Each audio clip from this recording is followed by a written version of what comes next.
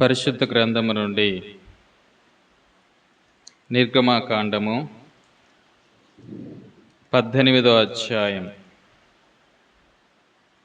నిర్గమాకాండము 18వ అధ్యాయము కొన్ని వచన భాగాలను మనము చదువుకుందాం. నిర్గమాకాండము 18వ అధ్యాయము 8, 9, 10, 11, 12 8 నుంచి 12 వచనాల వరకు అందరము కలిసి చదువుకుందాం. తరువాత మోషే యెహోవా ఇజ్రాయేలు కొరకు ఫరోకును ఐగుప్తులకు చేసినదంతయు త్రోవలో తమకు వచ్చిన కష్టము యావత్తును యెహోవా తమ్మును విడిపించిన సంగతియు తన మామతో వివరించి చెప్పెను. యెహోవా ఐగుప్తుల చేతిలో నుండి విడిపించి ఇజ్రాయేలుకు చేసిన మేలంతటిని గూర్చి ఇత్రో సంతోషించెను. మరియు ఇత్రో ఐగుప్తీయుల చేతిలో నుండి ఫరో చేతిలో నుండి మిమ్మును విడిపించి ఐగుప్తుల చేతి క్రింద నుండి ఈ ప్రజలను విడిపించిన యెహోవా స్తుతింపబడును గాక. ఐగుప్తీయులు గర్వించి ఇజ్రాయేలు మీద చేసిన దౌర్జన్యమును బట్టి ఆయన చేసిన దాన్ని చూచి యెహోవా సమస్త దేవతల కంటే గొప్పవాడని ఇప్పుడు నాకు తెలిసినదనెను. మరియు మోషే మామైన ఇత్రో ఒక దహన బలులను దేవునికి అర్పింపగా అహరోనును ఇజ్రాయేలు పెద్దలందరూ మోషే మామతో దేవుని సన్నిధిని భోజనమును చేయ వచ్చిరి. మన చదవబడ్డటువంటి లేఖన భాగంలో మనకు ఒక వ్యక్తి కనబడుతున్నాడు. అతను ఎవరో కాదు, మోషే మామ అయిన ఇత్రో. మోషే మామ అయినటువంటి ఇత్రో తన యొక్క వ్యక్తిత్వాన్ని గురించి కొంత మనము ధ్యానం కలిగి ఉందాం. తద్వారా మనము ప్రార్థనలో పురుకొల్పబడి దేవుని వాక్యము ద్వారా మనము కూడా సమర్పించుకునేటువంటి ప్రయత్నం చేద్దాం. ఇప్పుడు మనం చదివినటువంటి భాగంలో చూసినట్లయితే ఇత్రో తన యొక్క కుమార్తె అయినటువంటి సిపోరాను మోషే దగ్గరికి తీసుకొని వచ్చినట్లు ఆ పై వచనాల్లో మనం చూస్తాం.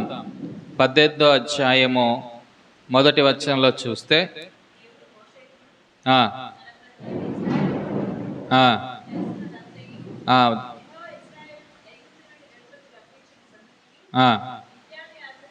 మిద్యాను యాజకుడును మోషే మామయ్య అయిన ఇత్రో వినినప్పుడు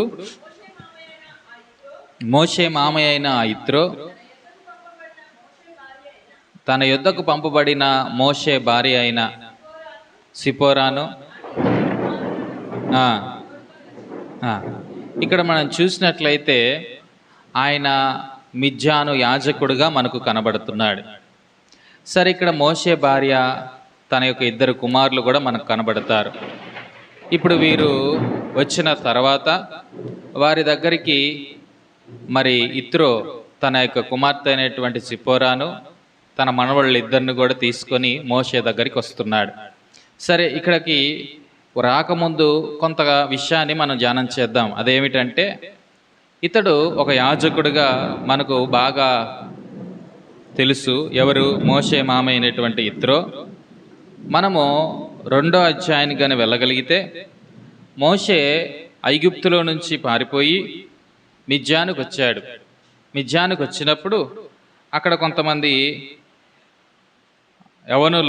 యవన స్త్రీలు వారి మందకు నీరు కడుతున్నటువంటి సమయంలో వారికి నిలవబడి సహాయం చేసినట్లు మనం చూస్తాం. అప్పుడు వారి ఇంటికి వచ్చిన వెంటనే వారి కుమార్తెలను అడుగుతాడు. ఈ మిద్యాను యాజకుడైనటువంటి ఇత్రో అడుగుతాడు. ఏమని అడుగుతాడు? అరే, మీరు రోజుకులాగా ఆలస్యం కాకుండా ఇంత త్వరగా వచ్చారే, ఏంటి దీనికి కారణం అని అడిగినప్పుడు ఇలా ఐగుప్తుడైనటువంటి ఒక ఆయన వచ్చి మాకు సహాయం చేశాడు అని చెప్తే అతనిని మన ఇంటికి తీసుకురాకుండా మీరు అతన్ని అక్కడ విడిచిపెట్టి ఎలా వచ్చారు అని చెప్పి మొత్తానికైతే ఇత్రో అక్కడ మనకి ఇత్రోగా కనబడడు. మనం చూసినట్లయితే 18వ వచనంలో,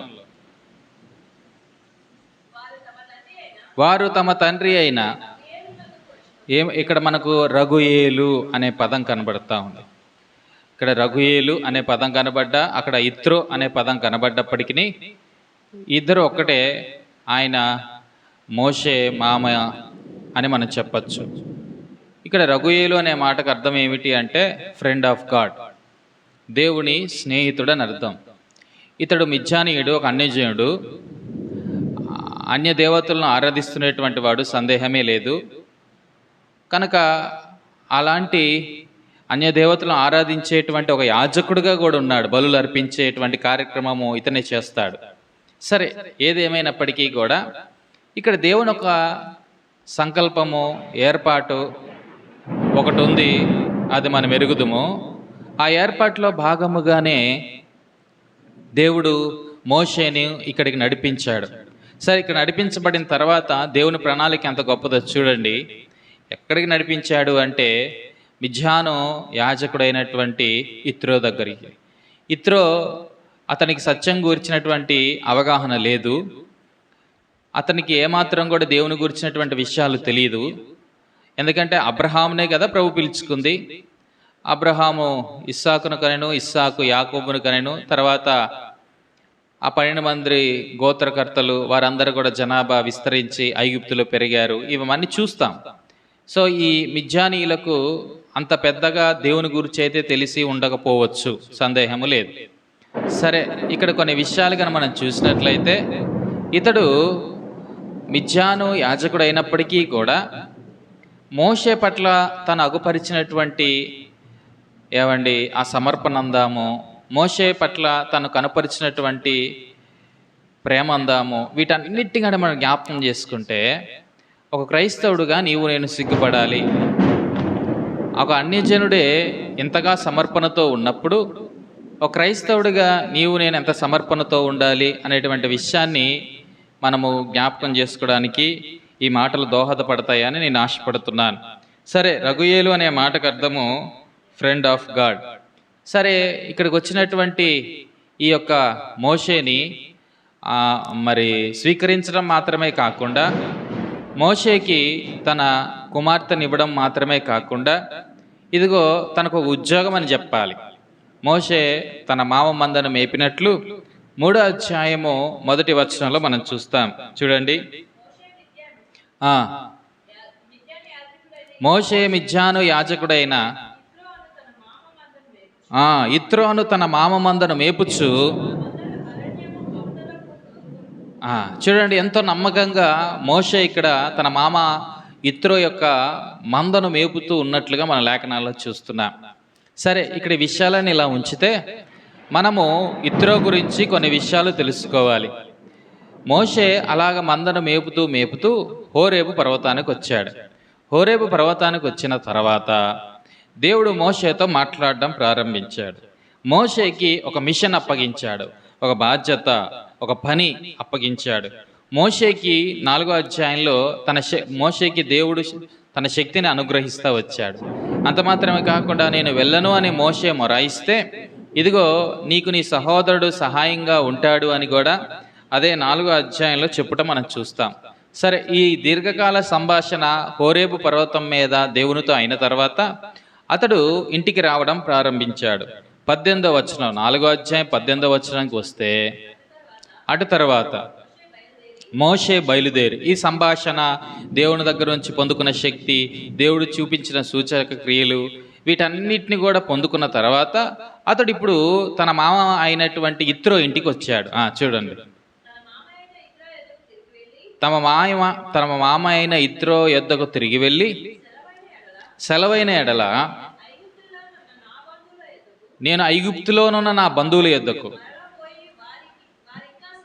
మరలా పోయి వారింకా సజీవులై ఉన్నారేమోనని చూచెదనని అతనితో చెప్పగా, ఇత్రో క్షేమముగా వెళ్ళుమని మోషేతో అనేను. అంతటా యెహోవా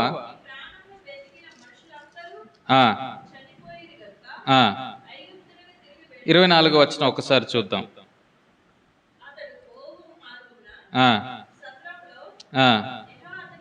20వ వచనంలో ఒకసారి చూద్దాం, తర్వాత 24 చదువుదాము.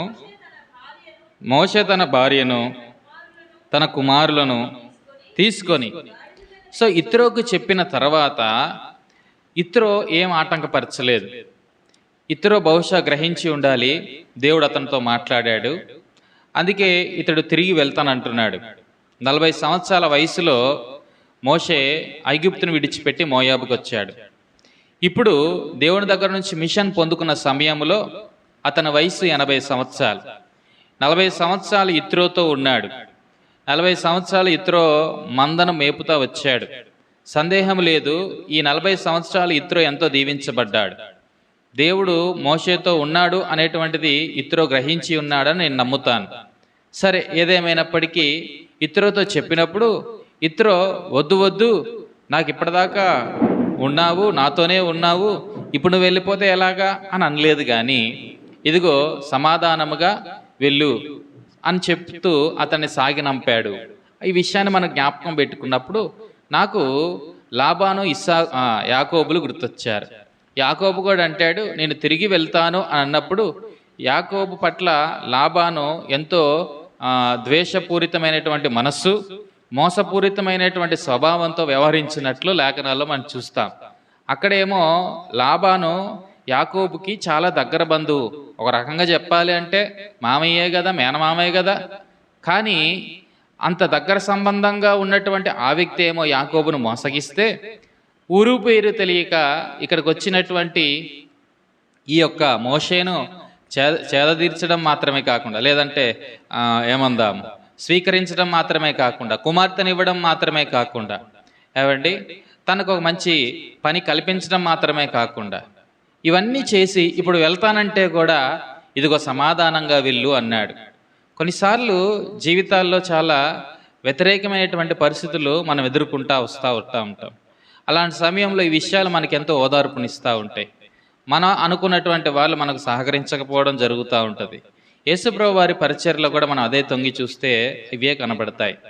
తన వారు, తన ప్రజలు, తన కుటుంబం వారు ఎవరు కూడా తనను అంగీకరించలేదు. ఆయన ఎంతో వేదన చెందాడు. వారి అల్ప విశ్వాసాన్ని బట్టి అక్కడ ఎంతో ఇబ్బందిగా కూడా ఫీల్ అయ్యాడు. మార్కు సువార్త 6వ అధ్యాయంలో ఈ విషయాలు మనకు కనబడతాయి. తరువాత అతడు వెళ్ళిపోయి పల్లెలకు లేదంటే మిగతా ప్రాంతాలకు వెళ్ళి యేసుప్రభు వారు సువార్త ప్రకటిస్తూ పరిచర్య చేసినట్లు లేఖనాల్లో మనం చూస్తాం. ఇక్కడ లాబాను దగ్గరకు వచ్చినట్లయితే లాబానికి చాలా దగ్గర సంబంధం కలిగినటువంటి వాడు యాకోబు. కానీ యాకోబు పట్ల లాబాను వ్యక్తిత్వం సరిగ్గా లేదు. అతడు అంతకుముందు మూవ్ అయినట్లుగా ఫ్రెండ్లీగా మూవ్ అవ్వట్లేదు, ఎంతో విషపూరితముగా ఉన్నట్లు లేఖనాల్లో మనం చూస్తాం. కానీ ఇక్కడ మోషే దగ్గరికి వచ్చేసరికి మోషే ఏమనుకున్నాడు 40 సంవత్సరాల వయసులో అంటే మనం చూస్తాము అపోస్తల కార్యం 7వ అధ్యాయంలో ఏమని అనుకున్నాడు మోషే, నా ప్రజలు నేను వారిని రక్షించడానికి వచ్చానని వారు గ్రహిస్తాడు అని అనుకున్నారు. కానీ తన సొంత ప్రజలు తన యొక్క ప్రత్యేకతను వారు గుర్తించలేదు. సరే, ఇక్కడ పక్కగా పెడితే చివరికి ఎవరు గుర్తించారు అంటే ఒక అన్య దేశంలో ఉండే అన్య దేవతలను ఆరాధించేటువంటి యాజకుడైనటువంటి ఇత్రో మోషే యొక్క పిలుపుని లేదా మోషే యొక్క ప్రత్యేకతను గుర్తెరిగి దాన్ని గౌరవించాడని చెప్పాలి. ఇంకో మాటలో నేను చెప్పాల్సి వస్తే సహకరించాడు అని నేను అంటాను. నిజమే, ఇవన్నీ కూడా కూడగలుపుకొని చదివితే ఇత్రో ఒక వ్యక్తిత్వం చాలా ఎక్సలెంట్ అని చెప్పాలి.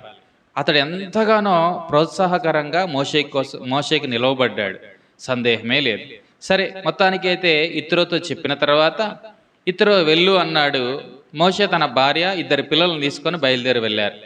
ఆల్మోస్ట్ ఇంకా అరణ్యంలోకి వచ్చేశారు. అరణ్యంలోకి వచ్చినప్పుడు ఏ మిషన్ అయితే దేవుడు ఇచ్చాడో ఆ మిషన్ పని మీద వెళ్తున్నటువంటి మోషేని దేవుడు చంపజూశాడు. దానికి కారణం ఏంటో మనం ఎరుగుదుము.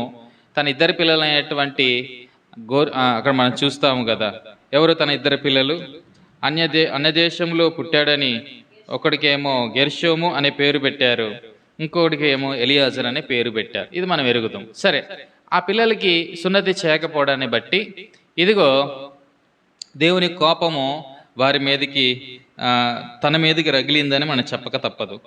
ఆ సందర్భంగా మనం చూస్తే ఎక్కడ మనకు కనబడతాయి ఆ మాటలు అంటే, వారు 24వ వచనంలో కదూ, అతడు పోవు మార్గమున సత్రములో యెహోవా అతనిని ఎదుర్కొని, దేవుడు అతనిని చంపజూశాడు. మిషన్ అప్పగించాడు, కానీ అదే దేవుడు అతనిని ఏం చేయబోతున్నాడు? చంపబోతున్నాడు. కారణం ఏంటంటే, నీవు పవిత్రపరచుకోకుండా, నీవు నీ కుటుంబాన్ని సిద్ధపరచుకోకుండా, ఇదిగో నువ్వు నా పని చేయడానికి వీలు లేదు అన్నట్లుగా దేవుడు తనను పరిపూర్ణుడిగా చేయడం కోసమే ఈ కార్యం చేశాడు. నిజంగా అక్కడ మోషేని చంపాలనే ఉద్దేశం అయితే కాదు. అతనిలో లోతైనటువంటి ఆ లోపం ఏదైతే ఉందో అది తాను కనుగొంటాడని. సరే, మొత్తానికైతే మోషే కంటే ముందుగానే సిప్పోరా మేలుకొని వచ్చి అక్కడ ఏం చేస్తూ ఉందంటే, ఒక వాడిగల రాయి తీసి తన కుమారునికి సున్నతి చేసి అతని పాదముల యొద్ద అతన్ని పడివేసి, నిజముగా నీవు నాకు రక్త సంబంధమైన పెనివిటి వైతవనెను. అంతటా ఇక్కడ మనం చూస్తూ ఉన్నాం. ఇక్కడ చూసినట్లయితే మనకి ఇక్కడ చదివిన దాన్ని బట్టి చూస్తే మనకు గెర్షోము ఒక్కడే కనబడుతున్నాడు. బహుశా అప్పటికి ఆమె కన్సీవ్ అయిందేమో, ఈ విషయాలు మనకు తెలియదు కానీ అనుకుందాం కాసేపు. సరే, మొత్తానికైతేనేమి ఇక్కడ కనబడ్డ సిపోరా మనకు తర్వాత మరెక్కడ కనబడదు. ఇప్పుడు 18వ అధ్యాయంకి వచ్చేసరికి కనబడింది. మరి ఈ మధ్యలో ఏమైంది అని అన్నప్పుడు కొంతమంది ఏమని ఆలోచన చేస్తారు అంటే, ఇవన్నీ అబ్జర్వ్ చేసినటువంటి సిపోరా, ఇదిగో దేవుని పరిచర్య చాలా ప్రభావంతో కూడుకున్నది, దేవుని పని అది ఎంతో పరిశుద్ధమైంది. సో ఆ పనిలో నేను అసంపూర్ణంగా వెళ్ళి నా భర్తకు నేను ఆటంకకరంగా ఉండకూడదు, ఆయన వెళ్ళేది గొప్ప పనిలో, సో కొంత నేను ఆగి ఉంటే బెటర్ ఏమో అని తను సాక్రిఫైస్ చేసింది అని నేను అనుకుంటాను. తన భర్తను విడిచి కొంతకాలం ఉండడానికి తాను కూడా అక్కడ సాక్రిఫైస్ చేసింది. నేను వీరితో పాటు ఉంటే నన్ను బట్టి నా కుమారుని బట్టి ఈ పరిచర్య కొద్దిగా ఆటంకం వచ్చే ప్రమాదం ఉంది అని గ్రహించినటువంటి ఆ సిప్పోరా తన కుమారుని తీసుకొని మరలా వెనక్కి వెళ్ళిందని కొంతమంది యొక్క అభిప్రాయము. సరే, మోషేతో దేవుడు మాట్లాడినప్పుడు నువ్వు వెళ్ళు అన్నాడు, కానీ ఎక్కడ కూడా నీ కుటుంబము లేదా నీ భార్య నీ కుమారుడిని తీసుకొని వెళ్ళు అన్నట్లుగా మనకు కనబడదు. రెండోది, ఈ అధ్యాయం తర్వాత చూస్తే అహరోను మోషేను ఎదుర్కొంటాడు అరణ్యంలో. ఎదుర్కొన్నప్పుడు అక్కడ మనకు సిప్పోరా ప్రస్తావన కానీ తన యొక్క కుమారుని యొక్క ప్రస్తావన కానీ మనకు అక్కడ కనబడదు. అంటే బహుశా వారు అక్కడ మోషేతో పాటు లేరు అనేటువంటి విషయాన్ని ఇక్కడ మనం అంచనా వేయచ్చు. సరే, ఇదంతా ఎందుకు చెప్తున్నాను అంటే, మనం మాట్లాడుకుంటుంది ఎవరి గురించి? ఇత్రో గురించి. ఇత్రో నువ్వు వెళ్ళు సమాధానంగా చెప్పాడు. ఇన్ని సంవత్సరాలు చక్కటైనటువంటి ఆతిథ్యం ఇచ్చాడని చెప్పాలి, చక్కని ఎంకరేజ్మెంట్ ఇచ్చాడని కూడా చెప్పాలి, అండగా నిలబడ్డాడని కూడా చెప్పాలి మోషేకి, ఒక కుటుంబాన్ని ఇచ్చాడని కూడా చెప్పాలి మోషేకి. ఇప్పుడు అదే ఇత్రో తిరిగి తన యొద్దకు పంపబడ్డ కుమార్తె విషయంలో, కుమారుడు సరే అప్పుడు కన్సీవ్ అయిందో ఇంకో కుమారుడు ఉన్నాడో లేడో అవి మనకు తెలియదు, కానీ సరే మొత్తానికైతే ఇత్రో తీసుకొస్తున్నప్పుడు ఇంకో కుమారుడు అయితే మనకు కనబడ్డాడు 18వ అధ్యాయం. నేనంటాను, ఈ కాల వ్యవధిలో నేనెందుకు నిన్ను పోషించాలి అని అనలేదు, నీతో నాకేంటి పని అని అనలేదు. తన కుమార్తెను, 2 పిల్లలను కూడా చక్కగా ఏం చేశాడు? పోషించాడు. నేను అనుకుంటాను ఇత్రో ఒక వివేచన కలిగినటువంటి వాడు. మోషే వెళ్ళింది దేవుని పని మీద, సో అతడు దేవుని పనిలో నిమగ్నమై ఉన్నాడు. ఎందుకంటే ఇతడు ఒక యాజకుడు. సరే, జీవము గల దేవుని సేవించే యాజకుడు కాకపోయినా ఒక అన్య దేవతలను సేవించే యాజకుడైనప్పటికీ యాజకత్వం యొక్క విలువేంటో తెలిసినవాడు, దేవుని పిలుపు యొక్క విలువేంటో తెలిసినవాడు, దేవుని పని యొక్క విలువేంటో కూడా తెలిసినవాడు. సో అతడు దేవుని పనిలో ఉన్నాడు కనుక తన భార్యను తన పిల్లలను నేనేం చేయాలి? కొంతకాలం నేను ప్రొటెక్ట్ చేయాలి, వాళ్ళని నేను పోషించాలి, వాళ్ళని ఆదరించాలి అనేటువంటి ఉద్దేశంతో ఇత్రో చాలా కాలం వరకు కూడా సిపోరాను తన 2 పిల్లలను కూడా పోషించాడు. ఇది మామూలు విషయం కాదు, ఇదంతో సాక్రిఫైస్, సమర్పణతో కూడినటువంటి విషయం. ఇక్కడ ఇత్రోను మనం మెచ్చుకోక తప్పదు. ఒకళ్ళ భారాలము ఒకళ్ళు భరించేటువంటి వారముగా ఉండాలి.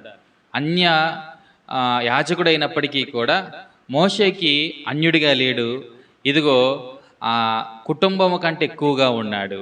ఆ బాధ్యతలు మోసాడు, ఆ బరువులు మోస్తా వచ్చాడు. మోషేకి తెలియకుండానే తన పరిచర్యకు వెనకాలుండి నడిపించినటువంటి వ్యక్తి యిత్రో అని నేను అంటాను. దీని అంతటి వెనక దేవుని యొక్క సార్వభౌమ అధికారం ఉంది, ఆయనకు ఉన్నతమైన ప్రణాళిక ఒకటి ఉంది, దాంట్లో సందేహమే లేదు. రండి ఇప్పుడు 18వ అధ్యాయంకి వద్దాం. ఇక్కడ 2 విషయాలు మనం చూసాం. యిత్రో ఆపదలో ఉన్నటువంటి వారిని హక్కును చేర్చుకొని ఆశీర్వదించేటువంటి వ్యక్తిగా కనబడ్డాడు. రెండోది, యిత్రో అవతల వ్యక్తి యొక్క అవసరం ఏంటో ఎరిగి వారి కుటుంబాన్ని పోషించడానికి కూడా సిద్ధపడ్డటువంటి వ్యక్తిగా మనకు కనబడుతున్నాడు. సాక్రిఫైస్ నాకేంటి అనలేదు, కానీ అవతల వ్యక్తి యొక్క పనినేంటో గుర్తెరిగి ఆ పనిని గౌరవించిన వాడు, ఆ పని కోసం సహకరించినటువంటి వాడుగా మనకి ఇక్కడ కనబడుతున్నాడు. ఇది రెండోదిగా. ఇప్పుడు మన 18వ అధ్యాయంకి వెళ్తే ఈ విషయాలన్నీ యిత్రోకు తెలిసాయి. ఎలా తెలిసాయి అని అంటే, మోషే ఎవరైనా పంపాడో, లేదా ఇంకే రకంగా అయినా, ఆ రోజుల్లో వేగులు చూసేవారు ఇవన్నీ ఎక్కువ మంది ఉంటారు కనుక ఆ మిద్యానిలో ఉన్నటువంటి వారు ఎవరైనా వేగు చూసి ఈ విషయాలు తెలుసుకున్నారో, సరే ఏదేమైనప్పటికీ కూడా యిత్రోకు విషయం అంతా తెలిసింది. ఇప్పుడు 18వ అధ్యాయం దగ్గరికి వస్తే ఏం తెలిసింది యిత్రోకి అని మనం చూస్తే 3 విషయాలు అక్కడ కనబడతాయి. ఏం తెలిసింది? మొదటి వచనం,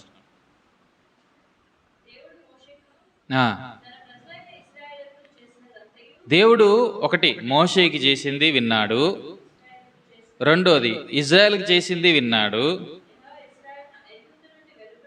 ఐగుప్తులో నుండి వెలుపలకు రప్పించిన విధానాన్ని విన్నాడు. చూడండి, 3 విషయాలు విన్నాడండి. మోషేని ప్రభు ఎంతగా ఎగ్జాల్ట్ చేశాడు, మోషేని ఎంతగా ప్రభు హెచ్చించాడు. ఇక్కడ గొర్రెలు కాసుకున్నాడు, అక్కడేమో ఎన్నో లక్షల మందికి నాయకుడయ్యాడు. ఇదంతా కూడా దేవుడు మోషేని ఎంతగా హెచ్చించాడో విన్నాడు.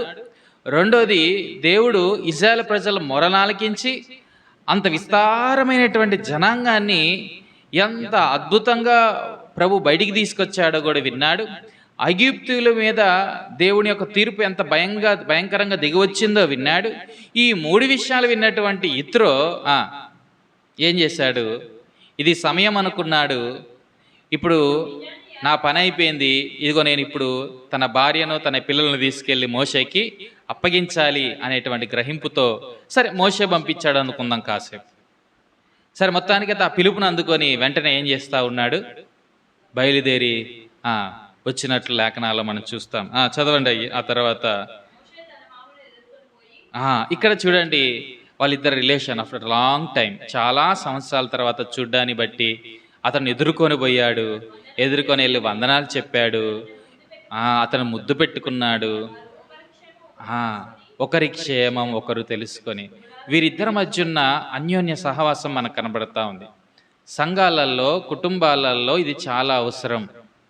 ఒకరి క్షేమాన్ని ఒకరు కోరేవారిగా ఉండాలి, ఒకరికొకరు సహకరించుకునేవారిగా ఉండాలి, ఒకరికొకరు ప్రోత్సాహకరంగా ఉండాలి, ఒకరి భారాలు ఒకరు భరించేవారిగా ఉండాలి. అన్య యాజకుడైనటువంటి ఈ యొక్క యిత్రో రగుయేలు ఇదిగో మోషేని ఎంతగా ప్రోత్సహించాడు. సరే మొత్తానికి అయితేనేమి తన కుమార్తెను అదే రీతిగా 2 మనవళ్ళను తీసుకొని మోషే దగ్గరికి వచ్చారు. మోషే దగ్గరికి వచ్చిన తర్వాత మోషే బిహేవియర్ కాస్త చూద్దాం. ఇక్కడ మోషే యొక్క ప్రవర్తన ఎలా ఉందో చూసి తర్వాత ఎక్కువగా మనము యిత్రో గురించే మాట్లాడుకుందాం. రాక వచ్చాడు కదా, వచ్చినటువంటి వ్యక్తి దగ్గర ఎచ్చులు పోలేదు. ఎందుకంటే ఇన్ని రోజులు తన మామ దగ్గర ఎలా బ్రతికాడు అంటే గొర్రెల కాపరిగా బ్రతికాడు, మంద కాసుకునేవాడిగా బ్రతికాడు. ఇప్పుడు ఏమయ్యాడు మోషే అంటే, ఏమండి 6 లక్షల కాల్బలమే, సుమారు 20 లక్షల పైచిలుకుండేటువంటి ప్రజలకు నాయకుడయ్యాడు. అక్కడేమో గొర్రెలకు కాసుకునేటువంటి వాడు ఇప్పుడు 20 లక్షల పైచిలుకు ప్రజలకు నాయకుడయ్యాడు. ఏ స్థాయిలో ఉండాలి? కానీ మోషే తన స్థాయిని పక్కన పెట్టాడు. తన మామ పూర్వం తనను ఆదరించింది జ్ఞాపకం పెట్టుకున్నాడు. ఎంతకాలం తన భార్యను తన పిల్లల్ని ప్రోత్సహిస్తూ అక్కడ వారిని భద్రంగా కాపాడింది గుర్తుపెట్టుకున్నాడు. తన మనసు ఎరిగినటువంటి వాడు గనుక ఇదిగో తను ఎదుర్కొన్నాడు, తనను గౌరవించాడు. ఇంకో మాట ఇక్కడ మనం చూడాల్సి వస్తే, మోషే అతిశయించి ఏమేం మాట్లాడలేదు, తన స్థాయిని అగుపరుచుకోవాలని ఏమాత్రము ఇష్టపడలేదు. కానీ ఏం చేశాడండి? ఇదిగో ఇంట్లోకి తీసుకువెళ్ళి చూడండి, అక్కడ కొన్ని విషయాలు మనం చూస్తాము.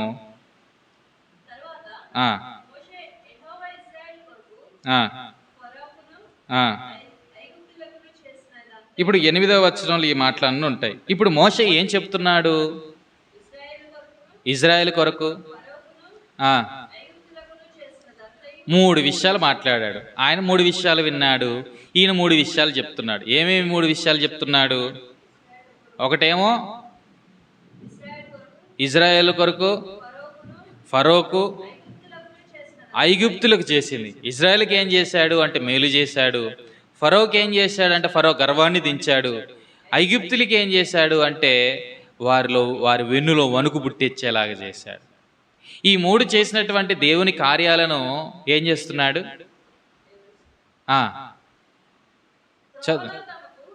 వివరించాడు. తర్వాత త్రోవలో తమకు, ఈ త్రోవలో చాలా కష్టాలు వచ్చాయి.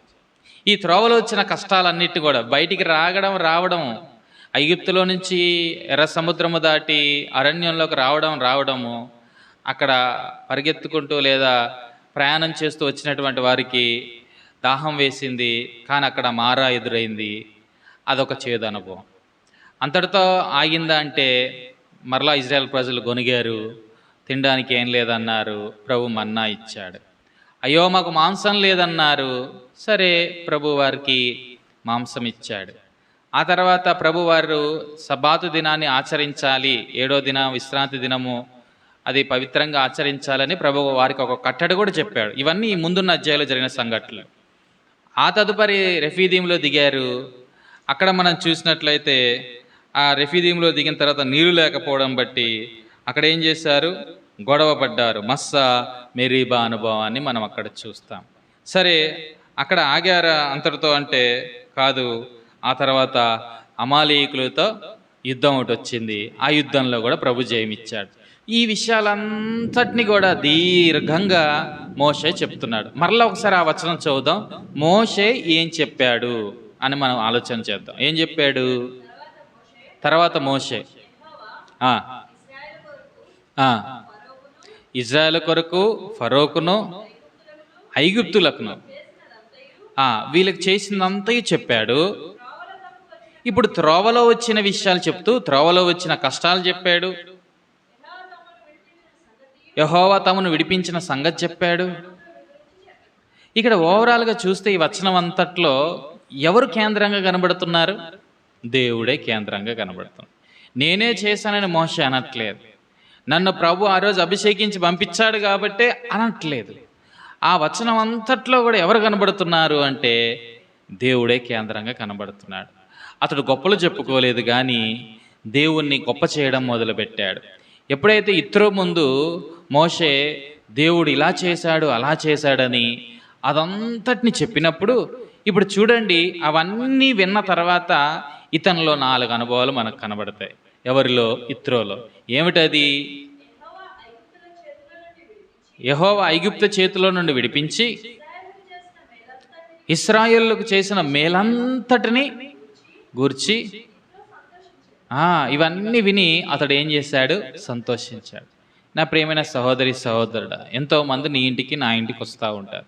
వచ్చిన వాళ్ళకి ఏం చెప్తున్నావు నువ్వు? పనికి మాల ముచ్చట్లు తప్ప, నీ ఎచ్చులు తప్ప, నీ పేరు ప్రఖ్యాతులు తప్ప, నీ సంపాదన తప్ప, ఇవేనా నువ్వు చెప్పుకుంటూ కూర్చునేది? దేవుడు చేసిన కార్యాలు ఏ రోజైనా చెప్పావా? ఒకవేళ కొంతమంది దేవుడు చేసిన కార్యాలు చెప్తారు, కానీ ఆ చెప్పే విధానంలో దేవుడు కనబడ్డు, వారి గొప్పే కనబడిద్ది. మా ప్రార్థన ఇంత గొప్ప, మా విశ్వాసం ఇంత గొప్పదండి అన్నట్లుగా వాళ్ళు అగుపరుచుకుంటారు. విన్నవారు ఎప్పుడు కూడా సంతోషించలేరు. కానీ ఎప్పుడైతే ఇత్రో మామ దగ్గర దేవుడు చేసిన కార్యాలన్నింటినీ కూడా మోషే వివరించాడో, వాటన్నిటిని బట్టి ఇదిగో ఇత్రో మనసు ఏమైందండి? సంతోషించింది. ఎంతో సంతోషం, రిజాయిస్, ఎంతో ఆనందం వచ్చింది. తన జీవితంలోనే జరిగింది మేలు. తన మిద్యాను ప్రజల్లోనా దేవుడు చేసింది మేలు? కాదు. ఎక్కడో ఐగుప్తులో ఉన్నటువంటి బానిసలుగా బ్రతుకుతున్నటువంటి ఇజ్రాయెల్ ప్రజల్లో మేలు చేస్తే ఈయనకెందుకండి ఆనందము? చూడండి, అతని యొక్క మనస్సు ఎంత గొప్ప మనసు, ఇత్రో మనస్సు. వారు ఏ దేశం వాళ్ళైతే నాకేంటి, వాళ్ళు ప్రజలే కదా, వాళ్ళు ఇబ్బందులు గుండా వెళ్తున్నారు కదా, వాళ్ళు ఆపదలు గుండా వెళ్తున్నారు కదా. ప్రజలు ఆ ఆపద గుండా, ఇబ్బందులు గుండా వెళ్ళినటువంటి ప్రజలను ఆ దేవుడు అద్భుతంగా విడిపించాడు. ఆ విడుదల మాట విన్నటువంటి ఆయన ఎంత సంతోషించాడో. ఇది నీ జీవితంలో మేలు చేస్తే సంతోషించడమే చేతగాని చేతగాని దినాల్లో ఉంటున్నాం. మన జీవితాల్లో మేలు చేస్తేనే ప్రభుని స్తుతించలేని దినాల్లో ఉంటున్నాం. కానీ ఇక్కడైతే తనది కానటువంటి వారి జీవితాల్లో ప్రభు చేసిన మేలును విన్నటువంటి ఇత్రో ఎంతగా ఆనందించాడు. ఎంత గొప్ప మనసో ఇత్రోది. తర్వాత చూడండి, అతడు ఆనందించాడు. ఒకటి, రెండోది, మరియు ఇత్రో ఐగుప్తుల చేతిలో నుండి, ఫరో చేతిలో నుండి మిమ్మల్ని విడిపించి, ఐగుప్తు చేతి క్రింద నుండి మీ ప్రజలను విడిపించిన యెహోవా స్తుతింపబడును గాక. చూడండి, ఇంకో మాటలో చెప్పాలంటే స్తుతిస్తున్నాడు. వాళ్ళని కూడా ఎంకరేజ్ చేస్తున్నాడు, స్తుతించండి అన్నట్లుగా. చూడండి, అతని రిజాయిస్, అతని సంతోషం దేవుని స్తుతించేటట్లుగా చేసింది. అతడికి వచ్చిన సంతోషం ఇతరులను కూడా ఎంకరేజ్ చేస్తూ రండి ఆయన్ని స్తుతిద్దామన్నట్లుగా చేస్తూ ఉంది. నీవు నేను ఇచ్చే టెస్ట్ మనీ, నీవు నేను ఇచ్చే సాక్ష్యము అన్యులను ఇలాగ ప్రభావితం చేయగలుగుతుందా? అంటాము నా సాక్ష్యం చాలా గొప్పదని. ఎవరికి కావాలి మన బోడి సాక్ష్యాలు? అప్పుడు తాగాను, ఇప్పుడు బాగున్నాను, ఇవా సాక్ష్యాలు? అందుకే ఎక్కడికి వెళ్ళి నన్ను సాక్ష్యం చెప్పండి, నేను చెప్పను సాక్ష్యం. ఎందుకు ఆ పాప బ్రతుకు, దాని గురించి చెప్పడం ఎందుకు? ఒకటే మాట చెప్తాను, ఇదిగో అడుగంటిపోయిన నా జీవితాన్ని, తిరుగుబాటు చేసిన నా బ్రతుకుని, చావవలసినటువంటి నన్ను, చావు గోతుకులోనైన నన్ను నా ప్రభు బ్రతికించాడు. ఇది ఆయన సేవించటకు నేనైతే ఎట్టి కోశాన అర్హుని కాను. కానీ ప్రభు తన కృపచేత తన పరిచర్యకు నన్ను అర్హునిగా చేశాడు. ఇది మాత్రమే నేను చెప్పగలను. అంతేగాని ఆ పనికి మళ్ళీ చెత్త అదంతా కూడా చెప్పడం మంచిదే, కానీ అది వేరే రకంగా మనుషులను ప్రభావితం చేస్తూ ఉంది. ఒకసారి ఒక ఆయన చెప్తా ఉన్నాడు, ఒకానొక ప్రాంతంలో పెద్ద దొంగ రక్షించబడ్డాడు. ఆ దొంగ రక్షించబడ్డ తర్వాత ఒకానొక సమయంలో అతడు సాక్ష్యం చెబుతూ దేవుడు తనను ఎలా రక్షించాడో, ఎలాగ తను రక్షించబడ్డాడు, ఈ విషయాలు చెప్తే బాగుండేది. దొంగతనాన్ని ఎలా చేశాడో మొదలుపెట్టాడు. నేను ఇలా దొంగతనం చేసేవాడిని, బ్లీడ్ ఇలా పట్టుకెళ్ళేవాడిని, స్క్రూ డ్రైవర్ ఇట్లా చేసేవాడిని, ఏమండి సుత్తితో ఇలా కొట్టేవాడిని. ఇప్పుడు కిందున్న వాళ్ళు ఏం నేర్చుకుంటారు? దొంగతనం ఎలా చేయాలో నేర్చుకుంటారు. ఏముంది నీ సాక్ష్యంలో? మన సాక్ష్యం చెప్తే ఆ సాక్ష్యం ద్వారా దేవుని ఎరగని ప్రజలు ఒకటి దానిలో ఆనందించడం ప్రారంభించాలి. అమ్మో, దేవుడు ఇన్నింత కార్యాలు చేస్తాడా? అవునా, అంత సముద్రం పాయలైపోయిందా? మీకు పరము నుండి లేదా పరలోకం నుండి మన్నా ఇచ్చాడా దేవుడు? సాయంత్రం మాంసం ఇచ్చాడా? అరే, బండ చీలి బండ నుంచి నీళ్ళు వచ్చాయా? ఇవి విని ఎగ్జైట్ అయ్యాడు, ఎంత ఆనందించాడు, ఎంత సంతోషించి వెంటనే కింద వచనంలో ఏమన్నాడు? మీ దేవుడు స్తుతింపబడును గాక అన్నాడు. మోషే వర్ణించడం కూడా ఎక్సలెంట్గానే వర్ణించాడు. ఇతడు అంగీకరించిన విధానం కూడా అంతే తీవ్రంగా ఉంది. ఒకటి, అతడు ఆనందించాడు, సంతోషించాడు. రెండోది, అతడు స్తుతించాడు. మూడోది చూడండి, ఐగుప్తులు గర్వించి ఇజ్రాయేల్ ప్రజల మీద చేసిన దౌర్జన్యాన్ని బట్టి, ఆయన చేసిన దాన్ని చూచి యెహోవా సమస్త దేవతల కంటే గొప్పవాడని. చూడండి, కన్ఫెషన్ అనొచ్చు, ఒప్పుకోలందాం. ఆయన నిజమైన దేవుడు అని ఇప్పుడు ఆయన ఏం చేస్తున్నాడు? అంగీకరిస్తున్నాడు. తెలుసు దేవుని గురించి కొద్దిగా, మిద్యానీయుడే కదా, కెతురాకు పుట్టినవాడే కదా, అబ్రహాము కెతురాకి కొద్దిగా తెలుసు ఎంతో కొంత. కానీ అలవాట్లు ఆచారాలు కొన్ని ఉన్నాయి కదా, ఆ దేవతలు ఈ దేవతలు. కానీ ఇప్పుడు అంటున్నాడు కదా, ఆయనే చెప్తున్నాడు ఈ మాట. ఏమని చెప్తున్నాడు? అది అప్పటికి చాలా దేవతలు ఉన్నాయి, యెహోవా సమస్త దేవతల కంటే గొప్పవాడని ఇప్పుడు నాకు తెలిసింది అంటున్నాడు. అంగీకరించాడు. నేను అంటాను, he accepted heavenly father as ఈ సేవియర్ అంటాను. ఆ పరలోకపు తండ్రిని తన రక్షకుడిగా అంగీకరించాడని అంటాను నేనైతే, సందేహమే లేదు. యాక్సెప్ట్ చేశాడు. చూడండి, ఒకటి విని సంతోషించాడు, రెండోది ఆయన నామాన్ని గొప్ప చేశాడు, స్తుతించాడు. మూడోది చూసినట్లయితే ఇదిగో ఆయన ఏం చేస్తా వచ్చాడు? అంగీకరించాడు. ఆయనే గొప్ప దేవుడని యాక్సెప్ట్ చేశాడు. గర్వాంధులు కదా ఐగుప్తీయులు, ఆ ఐగుప్తులు అణచగల సామర్థ్యం ఈయనకు మాత్రమే ఉంది. మా మిద్యాన్లో దేవతలు ఉన్నారు, వాళ్ళెవరు కూడా ఐగుప్తుని అణచలేకపోయారు. ఎందుకంటే అప్పటికి ఐగుప్తు ఉన్నటువంటి ఆ ప్రపంచం అంతట్లో కూడా ఎంత పవర్ఫుల్ నేషన్గా ఉంది.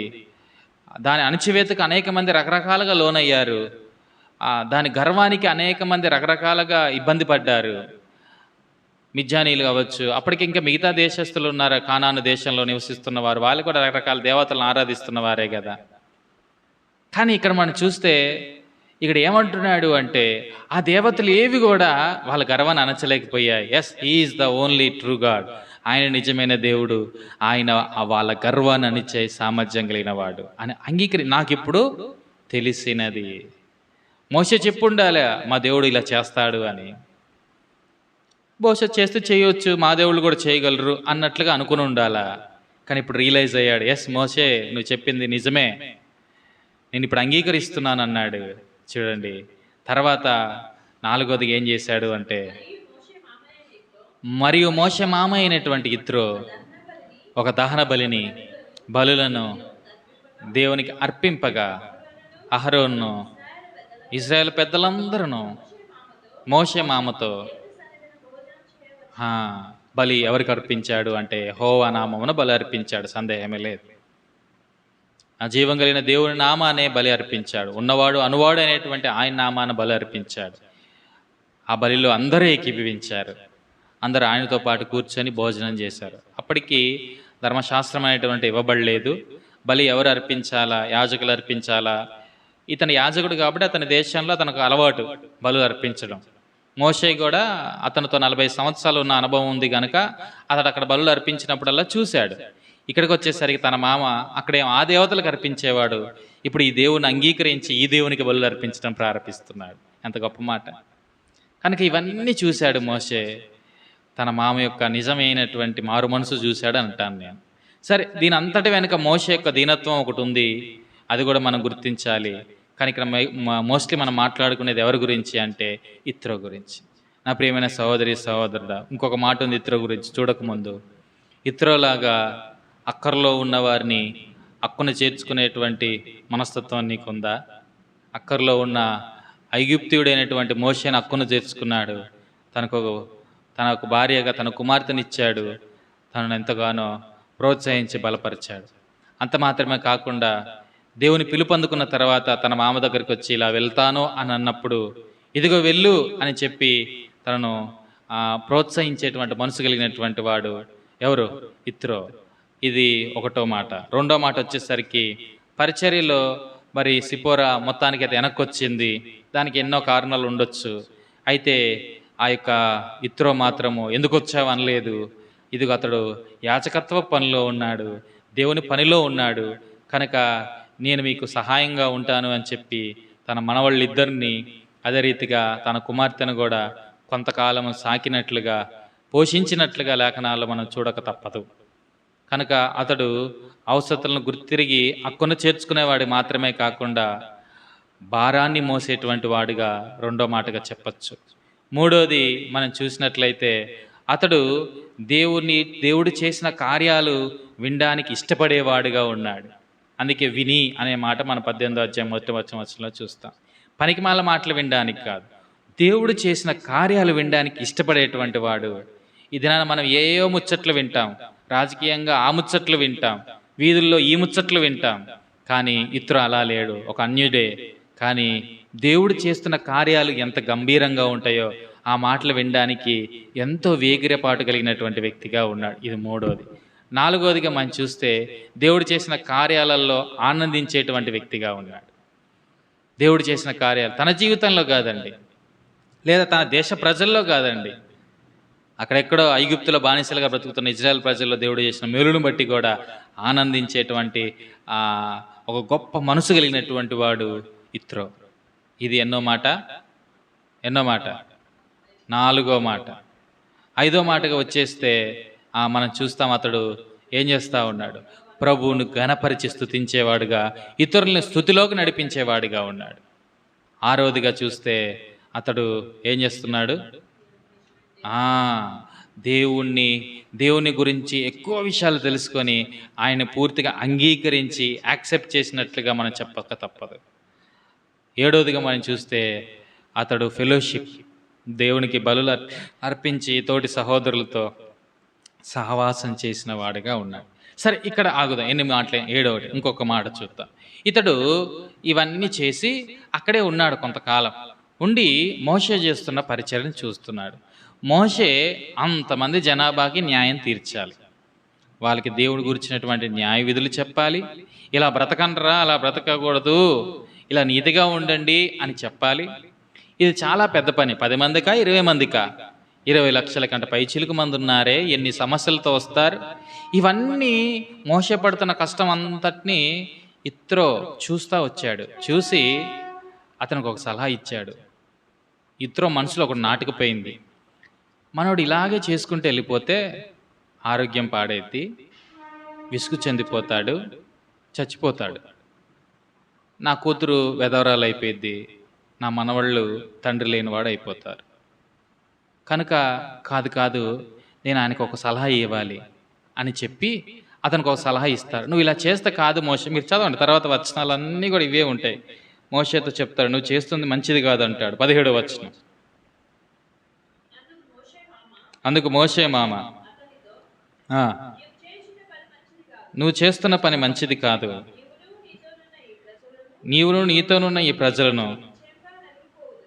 ఇక్కడ మంచి, నువ్వు నలిగిపోతావు, నీతో ఉన్న ప్రజలు నలిగిపోతావు, అసలు నువ్వు చేసే పని మంచిది కాదంటారు. అంటే ఈయన చేసే పని మంచిది కాదంటే పద్ధతి మంచిది కాదని అర్థం. అంతేగాని న్యాయం తీర్చడం మంచిది కాదని కాదు. నువ్వు చేస్తున్న పద్ధతి, అవలంబించుతున్నటువంటి ఈ ప్రాసెస్ అయితే మంచిది కాదు అని చెబుతూ, అది చాలా భారంతో ఉంది కదా, నీవు ఒక్కడివే చేయలేవు ఇది అని చెప్పి ఇలా చెప్తాడు. 1000 మందికి ఒక పెద్దని, తర్వాత 100 మందికి ఒక పెద్దని, 50 దేశ మందికి ఒక పెద్దని, ఆ తర్వాత 10 మందికి 10 ఒక్కొక్క పెద్దని నియమించని చెప్తాడు. సరే, ఇక్కడ ఒక విషయం గుర్తుపెట్టుకుందాం. అసలు అతడు ఒక్కడి ఈ పని చేయలేకపోతున్నాడని ఎవరు చెప్పాలి? మొట్టమొదటిగా ఇజ్రాయెల్ ప్రజలు చెప్పాలి. అరే, మా నాయకుడు ఒక్కడి ఇన్ని పనులు చేసుకోలేకపో. ఇజ్రాయెల్ ప్రజల నాయకులు లేరా? ఐగుప్తులోకి వచ్చిన తర్వాత మోషే మొట్టమొదటిగా ఎవరు కలిశాడు? ఇజ్రాయెల్ పెద్దలనేగా కలిసింది. మరి ఆ పెద్దలు ఎటు పోయారు ఇప్పుడు? అంటే చూడండి, వారు ఎంత స్వార్థంతో ఉన్నారంటే, అమ్మ క్రెడిట్ అంతా ఎవరికి వెళ్ళిపోతుంది? మోషేకి వెళ్తుంది. చూద్దాం వాడు కూడా చేసుకొని అన్నట్టుగా ఉన్నారు. ఎంత గర్వాంధులు వారు. కానీ ఇత్రో అలా లేడు. దూరం నుంచి చూస్తున్నాడు, ఈ పెద్దలేంటి ఇంత క్రూరంగా ఉన్నారు, సహకరించాలి కదా మోషేకి. వాళ్ళు ఏం మాట్లాడరే, ఇలాగ వదిలేస్తే మోషే పరిస్థితి ఘోరంగా ఉంటుంది, నా కుమార్తె వారి పిల్లలు కూడా ఇద్దరు పాడైపోతారు. సో అలా కాదు కానీ అని చెప్పి మోషే దగ్గరికి వచ్చి సలహా ఇస్తాడు. సలహా ఇచ్చి నేను ఇచ్చిందే చేయమని చెప్పట్లేదు ఇక్కడ మోషేతోటి. ఇత్రో ఒక అద్భుతమైన మాట అంటాడు చూడండి, 23వ వచనం. దేవుడు ఇలాగూ చేయుటకు, అది నేను చెప్పిందే చేయమని చెప్పట్లే మోషే. ఏదో నీ బాధ చూసి తట్టుకోలేక నేను ఈ మాట చెప్తున్నాను. నేను చెప్పిందే చేయమని అయితే నేను చెప్పట్లేదు. దేవుడు ఇలాగూ చేయుట, అది నేను చెప్పిందే దేవుడు కూడా నీతో చెప్పితే అప్పుడు నువ్వు చెయ్యి అన్నాడు. నిన్ను చివరాఖరి 8వ ఏమందాము, తన క్యారెక్టర్ గురించి మాట్లాడాల్సి వస్తే 8వ మాటగా గుడ్ కౌన్సిలర్, సలహాదారు, మంచి సలహాదారుడు. ఎంత అద్భుతమైన సలహా ఇచ్చాడు చూడండి. సలహా ఇచ్చేసి తర్వాత చూస్తే కింది వచనాల్లో వెళ్ళిపోతాడండి, ఉండు అక్కడ. నీకు సలహా ఇచ్చాను కాబట్టి నీ తర్వాత పోస్ట్ నాకు ఇవ్వని అడగలే. 9వదిగా దాగి ఉండడానికి ఇష్టపడేవాడు. దాగి ఉండడానికి అసలు కనబడ్డు ఇక్కడ మన తర్వాత. ఇత్రో అస్సలు కనబడ్డాడు. ఎంత మంచి లక్షణాలు, 9 లక్షణాలు మనం చూస్తాం. ఇంకా వెళ్తే చాలా విషయాలు కనబడతాయి. ఒక అన్యయాజకుడు, గుర్తుపెట్టుకోండి. ఈ దినాన్ని దేవుని ఎరిగావు, దేవుని సేవిస్తున్నావు, దేవుని ఆరాధిస్తున్నావు, దేవుని హత్తుకొని బ్రతుకుతున్నావు, నీలో ఈ లక్షణాలు ఉన్నాయా? ఇత్రో ఎంత మంచి మనసు గలవాడు. రండి మోకాల మీదకి వద్దాం, మళ్ళీ అడుగుదాం, ప్రభువా ఆపదలో అక్కర్లో ఉన్న వారిని నేను చేర్చుకోలేకపోతున్నాను. ఇతరు అవేం అడగలేదు, ఎక్కడి నుంచి వచ్చావు, ఏంటి నీ కథ, నీ బ్యాక్గ్రౌండ్ ఏంటి, పాపం ఒంటరిగా ఉన్నాడు, మనం సహాయం చేయాలని చెప్పి ఇతరు ఎంతో గొప్ప ఉదార స్వభావం కలిగిన వాడు సహాయం చేశాడు. తనకు ఒక కుటుంబాన్నే ఇచ్చేశాడు. అంత మాత్రమే కాకుండా తిరిగి ఇదిగో దేవుడు నన్ను ఇలా చేయమంటున్నాడు, వెళ్ళాలనుకుంటున్నాను అన్నప్పుడు సరే వెళ్ళు సమాధానంగాని చెప్తే, మధ్యలో జరిగిన సంఘటన బట్టి సిప్పోరా తన కుమారులు వెనక్కొస్తే వాళ్ళను కూడా చాలా కాలం పోషించాడు. భారం మోసేవాడు ఇత్రో, హక్కును చేర్చుకునేవాడు ఇత్రో, భారం మోసేవాడు ఇత్రో, మంచి మాటలు వినడానికి ఇష్టపడేవాడు ఇత్రో. అది ఎక్కడ జరిగినా కానీ ఇచ్చకపు మాటలు వినడానికి ఇష్టపడేవాడు కాదు. 18వ అధ్యాయం 1వ వచనం ప్రకారం దేవుడు చేసే కార్యాలు వినడం అంటే ఆయనకి ఎంతో మక్కువ. దైవ కార్యాల పట్ల మక్కువ కలిగినటువంటి వాడు, దేవుని మాటలు వినడానికి ఇష్టపడేటువంటి వాడు ఇత్రో. అంత మాత్రమే కాకుండా 4వదిగా అతడు ఏం చేశాడు? సంతోషించాడు దేవుడు చేసిన కార్యాలను. తర్వాత చూస్తాము స్తుతించేటువంటి వాడిగా, ఆ తర్వాత అంగీకరించేటువంటి వాడికి యాక్సెప్ట్ చేశాడు. Yes, he's the only real one అని, రియల్ గాడ్ అని, ఆయన నిజమైన దేవుడు అని అంగీకరించాడు. తర్వాత సహోదరులతో సహవాసం, ఫెలోషిప్, బలి అర్పించి అక్కడ వాళ్ళతో కలిసి బలి అర్పణ చేసినట్లు లేఖనాల్లో చూస్తాం. ఒక గుడ్ కౌన్సిలర్, ఒక మంచి సలహాదారుడిగా ఉన్నాడు. నా మాట చెల్లాలని అనలేదు, దేవుడు కూడా ఇలా చేయమంటే చెయ్యి అన్నాడు. తదుపరి ఇత్రో, నా పని అయిపోయింది, ఇంతవరకే నా ప్రభు నాకు ఈ బాధ్యత అప్పగించాడు, మిగతా విషయాల్లో నేను తలజూర్చను అన్నట్లుగానే తన ఇంటికి తాను వెళ్ళిపోయాడు. ఎంత గొప్ప మనసు కలిగినటువంటి వాడు.